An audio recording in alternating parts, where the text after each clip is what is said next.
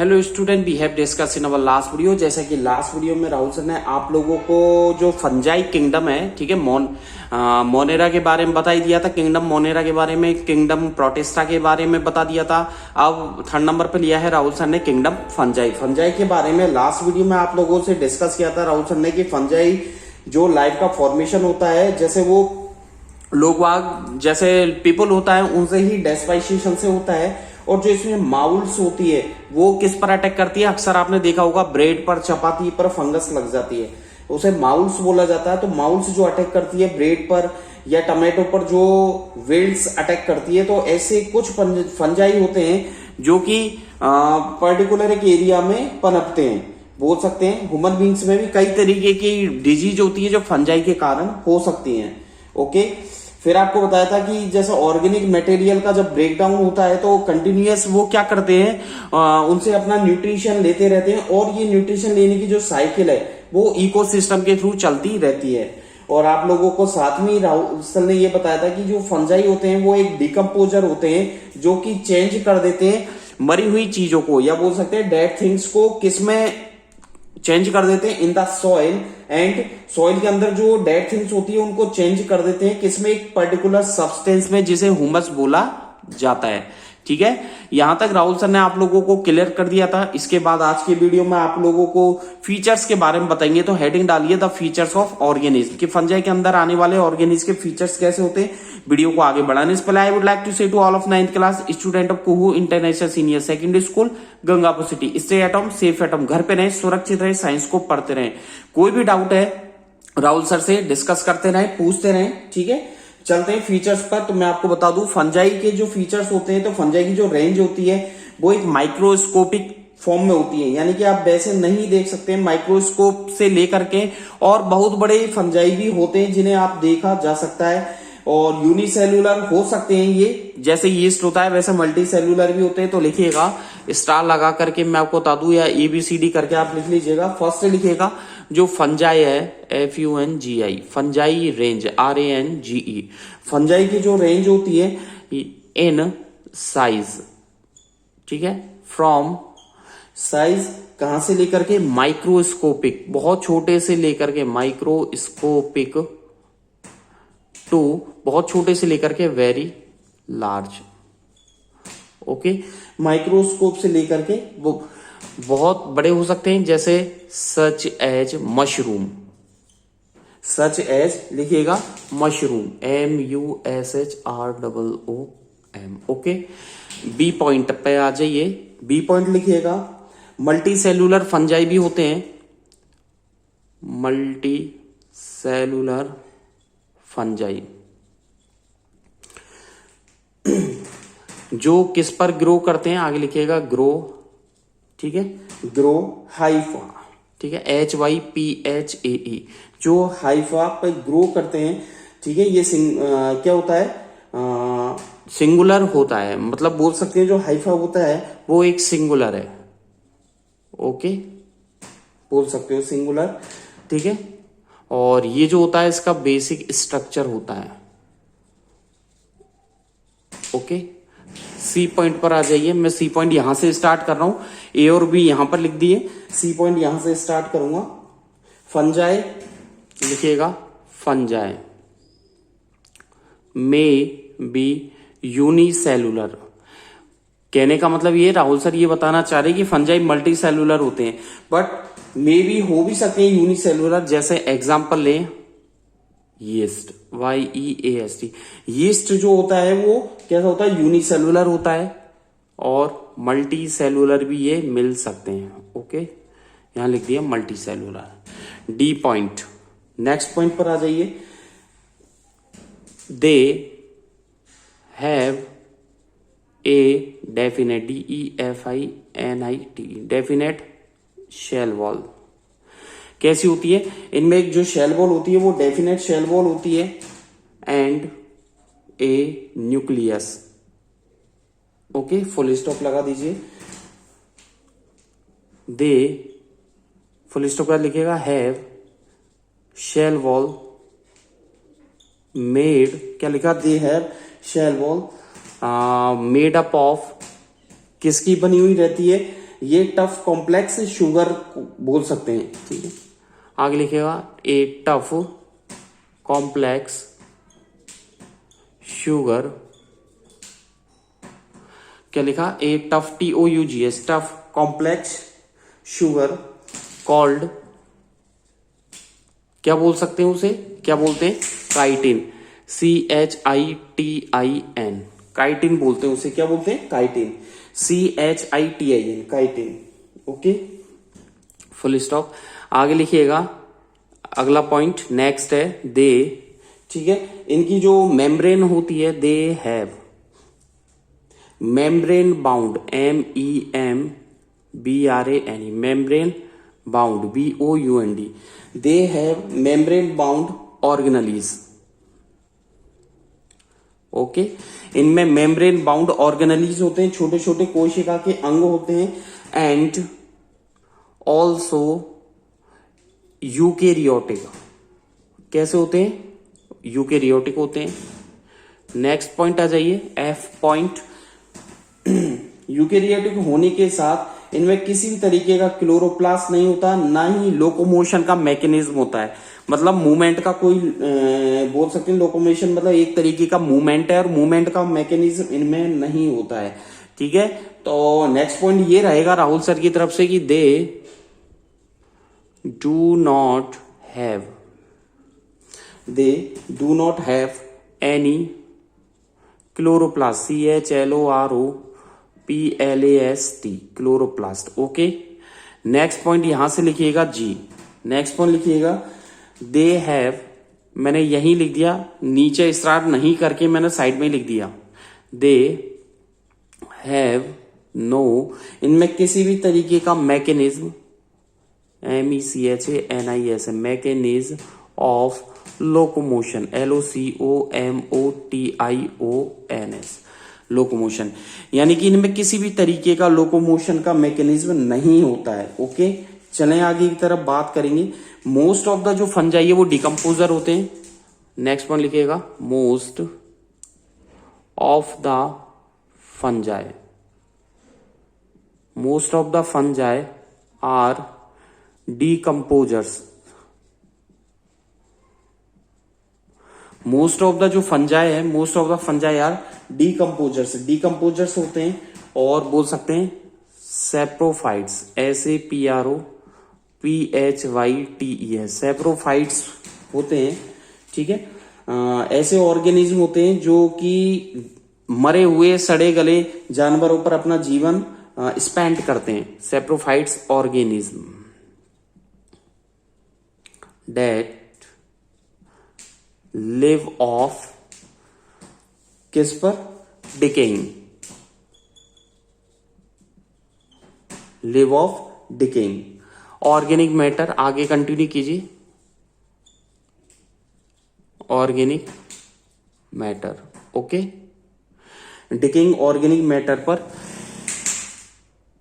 अपना जीवन व्यतीत करते, मतलब सड़े गले पदार्थों को खाते हैं। नेक्स्ट पॉइंट लिखिएगा, फंजाई जो कंटेन नहीं करता है क्लोरोफिल को, तो आगे लिखिएगा fungi do not contain, CONTAIN, do not contain chloro, CHLORO, chlorophyll, PHYLL, chlorophyll को ये कंटेन नहीं करते हैं, और ना ही किसी भी अपना, मतलब क्लोरोफिल जब कंटेन ही नहीं करेंगे तो क्या ये अपना खाना खुद बना सकते हैं, तो ऐसा पॉसिबल नहीं है। जब फंजाई क्लोरोफिल नहीं रखता है तो अपना खाना खुद नहीं बना सकते, इसलिए खाने के लिए दूसरों पर डिपेंड रहते हैं। एज दे, आगे लिखिएगा, they are not able to, they are not able to, they are not able to make their own food, make their own, OWN, own food, अपना खाना खुद नहीं बना सकते हैं, ठीक है।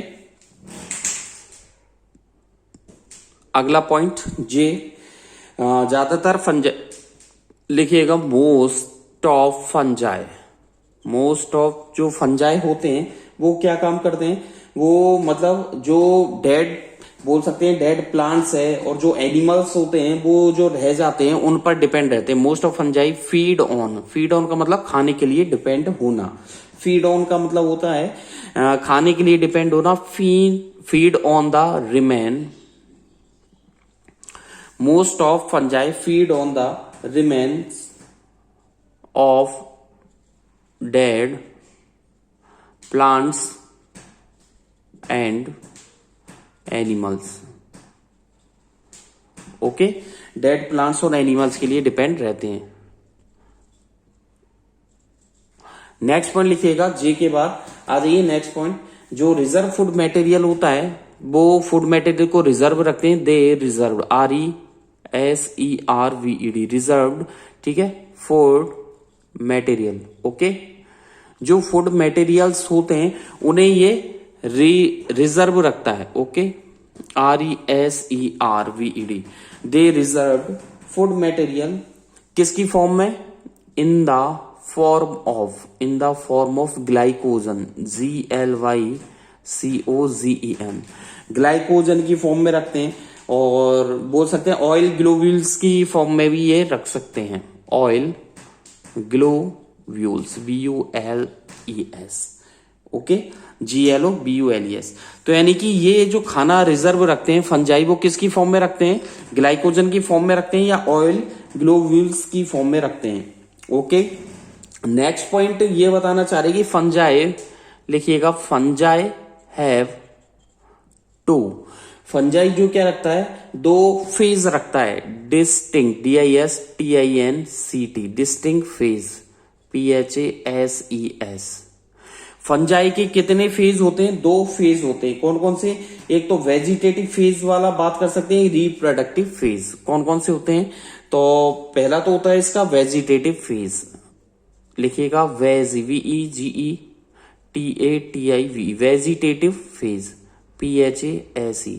ओके, वेजिटेटिव फेज हो गया। एंड सेकंड आप लिखिएगा reproductive phase, reproductive, DUCTIVE, reproductive phase. Okay, तो वेजिटेटिव फेज हो गया और रिप्रोडक्टिव फेज हो गया। नेक्स्ट पॉइंट, आपको शायद ही इतने पॉइंट फंजाई के बारे में कभी पता हो, तो मैं आपको जो भी एक्स्ट्रा है उसको भी आपके फाउंडेशन का भी साथ में इंक्लूड कर रहा हूं। ओके, असेक्सुअल रिप्रोडक्शन जो होता है आपके फाउंडेशन का भी मैं इसमें इंक्लूड कर रहा हूं। असेक्सुअल रिप्रोडक्शन, असेक्सुअल जो रिप्रोडक्शन होता है वो किससे होता है? स्पोर के फॉर्मेशन से होता है। ओक्योर्स असेक्सुअल रिप्रोडक्शन फंजाई के अंदर केवल असेक्सुअल रिप्रोडक्शन जो होता है वो स्पोर फॉर्मेशन के थ्रू होता है। और सुन लीजिएगा, सेक्सुअल रिप्रोडक्शन जो फंजाई में होता है वो गैमेट्स के फ्यूजन से होता है। ओके, तो ध्यान रखना, मैं अंडरलाइन करवा दूंगा। Occurs by formation, FORMATION, formation of किससे? स्पोर्स, SPORES, स्पोर के फॉर्मेशन से हो गया ये तो, ठीक है। यानी कि असेक्सुअल रिप्रोडक्शन जो होता है वो तो हो गया स्पोर फॉर्मेशन की हेल्प से। और साथ में लिखिएगा एंड सेक्सुअल जो रिप्रोडक्शन हो रहा है, सेक्सुअल रिप्रोडक्शन किसके थ्रू हो रहा है? लिखिएगा occurs, OCCURS, occurs bye gametes के फ्यूजन से, FUSION, fusion of gamete, GAMETES। तो गैमेट्स के फ्यूजन से हो रहा है। Okay, is that clear? तो यहां देखिएगा, असेक्सुअल रिप्रोडक्शन जो हो रहा है वो स्पोर फॉर्मेशन से हो रहा है एंड सेक्सुअल रिप्रोडक्शन जो हुआ वो गैमेट्स के फ्यूजन से हुआ है। तो क्या क्या बताया राहुल सर ने? एक तो बताया फंजाई की रेंज वो माइक्रोस्कोप से लेकर के बहुत बड़ी, वेरी लार्ज तक हो सकती है। मशरूम को इसमें इंक्लूड किया गया है। सेकंड पॉइंट लिखवाया मल्टी सेलुलर फंजाई होते हैं जो कि हाइफा पर ग्रो करते हैं, सिंगुलर होता है बेसिक स्ट्रक्चर। थर्ड लिखवाया फंजाई में भी यूनिसेलुलर होते हैं, जैसे यीस्ट, मल्टी सेलुलर भी इसके अंदर आते हैं। डेफिनेट शेल वॉल होती है, न्यूक्लियस होता है, और शेल वॉल जो होती है वो टफ कॉम्प्लेक्स शुगर की बनी हुई रहती है जिसे काइटिन बोलते हैं। यानी कि शेल वॉल किसकी बनी हुई थी? काइटिन की। नेक्स्ट आपको बताया गया है नेक्स्ट पॉइंट में कि इनकी मेम्ब्रेन बाउंड ऑर्गेनेलीज होते हैं जो कि यूकेरियोटिक होते हैं। कैसे होते हैं ये? यूकेरियोटिक होते हैं। किसी भी तरीका का क्लोरोप्लास्ट नहीं होता, मूवमेंट का मैकेनिज्म नहीं होता। फंजाई जो डिकम्पोजर होते हैं या सेप्रोफाइट्स बोल सकते हैं, ऐसे ऑर्गेनिज्म को खाते हैं जो डेड हो जाते हैं, मतलब dead and decaying organic matter को ये अपना भोजन बनाते हैं। फंजाई क्लोरोफिल नहीं रखते, इसीलिए ये अपना खाना खुद नहीं बना सकते। They are not able to make their own food. Okay, fungi feed के लिए डेड प्लांट्स एनिमल पे डिपेंड रहते हैं। ये अपना रिजर्व फूड मटेरियल ग्लाइकोजन और ऑयल ग्लोब्यूल्स की फॉर्म में रखते हैं। दो तरीके के फेज भी होते हैं इनमें, एक तो वेजिटेटिव फेज, एक रिप्रोडक्टिव फेज। सेक्सुअल रिप्रोडक्शन जो होता है वो फ्यूजन के गैमेट से होता है, और असेक्सुअल रिप्रोडक्शन जो होता है वो स्पोर फॉर्मेशन से होता है। ये किंगडम आपके खत्म होता है तो किंगडम जो फंजाई है वो स्टॉप होता है। ये टॉपिक खत्म होता है, नेक्स्ट टॉपिक पर बढ़ेंगे किंगडम प्लांटी। तो मैं इसे रफ कर देता हूं और प्लांटी किंगडम की तरफ हम बढ़ने जा रहे हैं। ओके, प्लांटी किंगडम पे बात करेंगे। बढ़ते next kingdom Plantae. Kingdom Plantae, PLANTAE, Plantae kingdom की बात करेंगे। ओके, मोनेरा हो गया, प्रोटिस्टा हो गया, फंजाई हो गया, ठीक है। प्लांटी और एनिमेलिया और है जो नेक्स्ट प्लांटी के बाद मैं आपको टॉपिक में इंक्लूड करूंगा। तो देखिए, मोनेरा, प्रोटिस्टा, फंजाई, तीन किंगडम के बारे में बहुत कुछ राहुल सर ने आप लोगों को बता दिया। ओके, एक्स्ट्रा भी जो था तीनों किंगडम से रिलेटेड, वो एक्स्ट्रा क्वेश्चंस जो बनेंगे, मैं उसमें से भी आप लोगों की जो थ्योरी थी वो लगभग आप लोगों को लिखवा दी गई है और समझा दी गई है। चलते हैं किंगडम प्लांटी की तरफ। प्लांटी किंगडम में मैं आप लोगों को बता दूं, फर्स्ट ऑफ ऑल इस किंगडम में क्या होता है कि एक मल्टी सेलुलर ऑर्गेनिज्म के लिए ये किंगडम बनाया गया है, जो कि जो अपना जो फूड का प्रोडक्शन करते हैं वो किसके थ्रू करते हैं, ये फोटोसिंथेसिस के थ्रू करते हैं। ध्यान रखना, प्लांटी का पी मैच कर रहा है फोटोसिंथेसिस के पी से। तो प्लांटी वाले जो ऑर्गेनिज्म होते हैं अपना फूड फोटोसिंथेसिस के थ्रू बनाते हैं, इसलिए इन्हें मेटाफाइटा भी बोलते हैं। अभी तक किताबों में, बुक्स में ये नाम नहीं है, मैं आपको बता दूं, इन्हें मेटाफाइटा के नाम से भी जाना जाता है। आपकी एनसीईआरटी की बुक में ये नाम नहीं मिलेगा आपको, इसलिए बता रहा हूं। प्लांटी ग्रुप का नाम लिखा हुआ मैं मेटाफाइटा। इसके फीचर्स भी मैं आप लोगों को कंसीडर करूंगा, फिर मैं आपको एक चार्ट बनवाऊंगा। तो पहले मैं आपको ये बता देता हूं, जो प्लांटी किंगडम होता है एक मल्टी सेलुलर होता है, ठीक है। तो लिखिएगा प्लांटी, ठीक है। जो किंगडम है Plantae are defined, DEFINED, defined as, इन्हें किस तरीके से डिफाइन किया गया है, multi cellular organism, multi cellular organism, multi cellular organism इसमें रखे गए। तो देखिए क्या लिखवाया राहुल सर ने, Plantae are defined as multi cellular organism which reproduce, आगे लिखिएगा विच रिप्रोड्यूस देयर फूड, जो अपना फूड रिप्रोड्यूस करते हैं। तो देखिए, Plantae are defined as multi cellular organism which reproduce their food, किससे करते हैं, बाय फोटोसिंथेसिस। ओके, फोटोसिंथेसिस के थ्रू अपना फूड का प्रोडक्शन करते हैं, ठीक है। अब आपको एक यूनिक पॉइंट राहुल सर बताने जा रहे हैं, ध्यान रखना इसका, ठीक है। और ध्यान रखना, डबल स्टार में इस पर लगा देता हूं। ओके, प्लांटी जो है लिखिएगा, they are also known, KNOWN, known as, अभी मैंने थोड़ी देर पहले आपको बताया था Metaphyta, META, Metaphyta, PHYTA, METAPHYTA, Metaphyta के नाम से इन्हें जाना जाता है। तो इन्हें मेटाफाइटा के नाम से जाना जाता है, फुल स्टॉप लगा दीजिएगा। ओके, चले आगे की तरफ बात करेंगे। अब आपको फीचर्स पे लेके चलते हैं राहुल सर।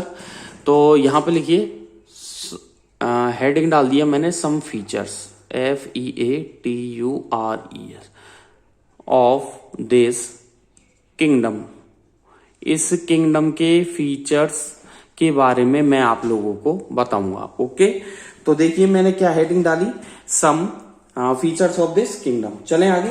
एक तो सुन लीजिएगा, मल्टी सेलुलर यूकेरियोटिक जो ऑर्गेनिज्म आते हैं इस किंगडम में, और क्या कंटेन करते हैं, क्लोरोफिल को, जिससे क्या होता है, क्लोरोफिल कंटेन करने की वजह से ये अपना फूड खुद बनाते हैं फोटोसिंथेसिस की प्रोसेस के through.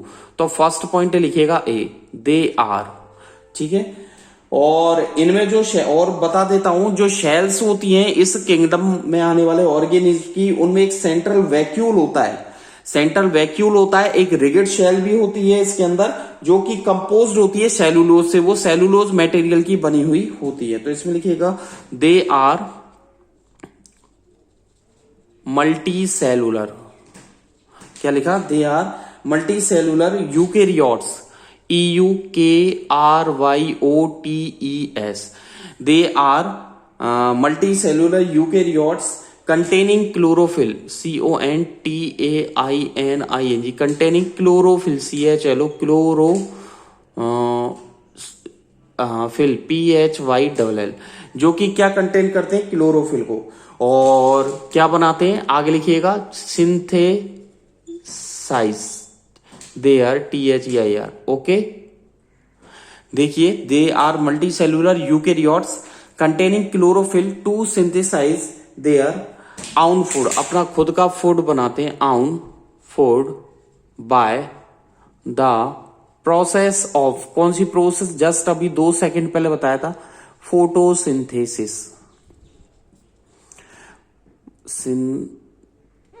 Photosynthesis, okay, SYNTHESIS, that's all. तो देखिए, फोटोसिंथेसिस प्रोसेस के थ्रू ये अपना खाना खुद बनाते हैं। ओके, नेक्स्ट पॉइंट चलिएगा, बी पॉइंट पर बात करेंगे। इनकी जो शेल होती है वो एक सेंट्रल वैक्यूल रखती है। जो शेल्स होती है, shells have a central vacuole, VACUOLE, central vacuole रखती है। और एंड एक रिगिड शेल होती है, RIGID। रिगिड का मतलब जानते हो आप लोग, कई बार आ चुका है बायोलॉजी में ये रिगिड जो वर्ड है, कई बार आ चुका है। इसका मतलब होता है ठोस बोल सकते हो, कठोर बोल सकते हो। रिगिड शेल वॉल जो बनी हुई होती है, ठोस या मजबूत शेल वॉल जो बनी हुई होती है, कंपोज्ड। रिगिड शेल वॉल जो कंपोज होती है वो किसकी होती है?